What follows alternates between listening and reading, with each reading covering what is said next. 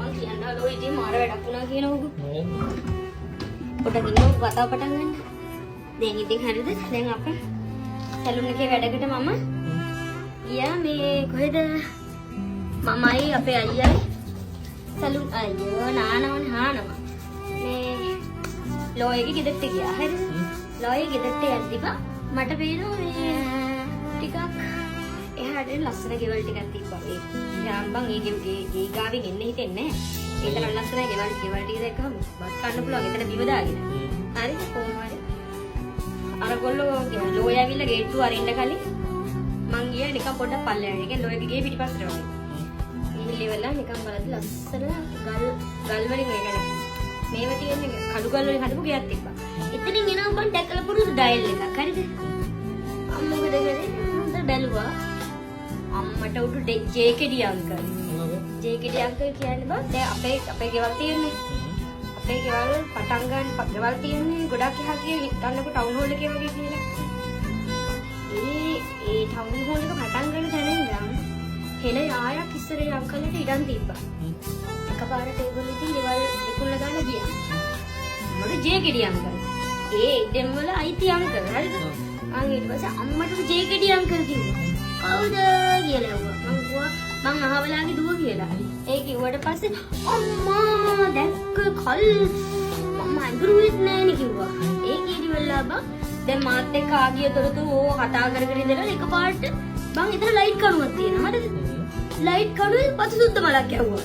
දැන් මම කතා කරගෙන හරි දැන් මම ෆුල් සීරියස් නේ කතා කරන්නේ. පතු සුද්ද මලක් කිව්ව ලයිට් කණුව. කඩවල දෙයියෝ වැඩද? නෑ මේක මට කියන කඩවල දෙයියෝ වැඩද කියලා කිව්වා. දෙයියෝ වැඩයි කෝ ඒ නිසා කෝ ගහන්නේ කියලා මෙහෙම කළා වැන්දා. හරි. මම කල්පනා කර අම්මට දැන් මාර සීන් එක. දැන් මං කියවල ඉවරයිනේ. ආයි බං ඒ ටික මොනින්ද මගෙන් ඇහුවා.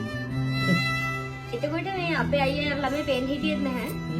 කොහොම හරි ඊට පස්සේ මං කතා කර මේ කියන්නේ ගමේ අතීතය ගැන වගේ අහනවනම් අන්න අහන්න ඕන මිනිස්සු.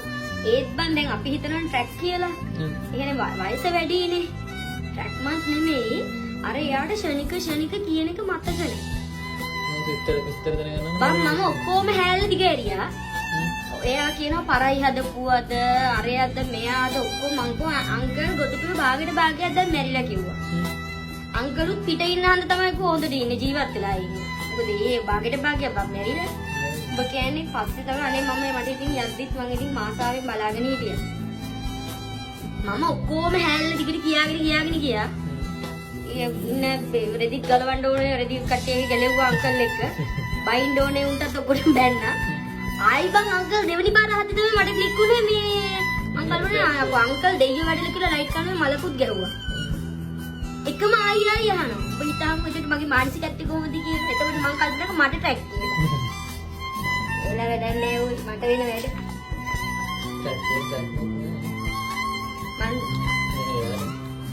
නෑ අංකල්ට කඩේ යන්නත් පුළුවන්. අඩු ගේන්නත් පුළුවන්. කොහොමද ට්‍රැක් කියන්නේ? ඒ වුණාට මට තිබ්බ ප්‍රශ්නේ අංකල් මගෙන් එකම දේ දෙපාරක් අහපු එකයි අංකල් මල ගහපු එකයි. සමහරට අපි වයිද ගියාම බං කොහොම වෙන්නේ? හැබැයි මට ඊට වඩා සතුටුයි අංකල් හම්බ වෙච්ච එක දැක්ක එක කතා කරපු එක. පරණ පුරුක් හොයාගෙන නෑ නේ ඔලෝදේ.